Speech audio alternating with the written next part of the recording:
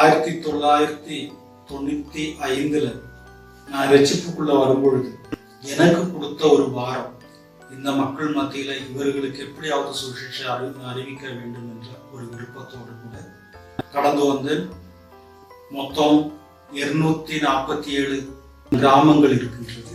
83 வில்லேஜுக்கு நாங்கள் கடந்து போயிருக்கிறோம்.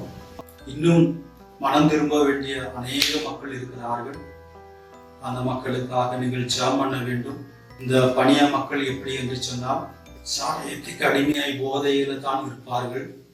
அப்பா, பிள்ளைகள், மனைவி எல்லாருமே அதிலிருந்து ஒரு மாற்றங்கள் வரும்.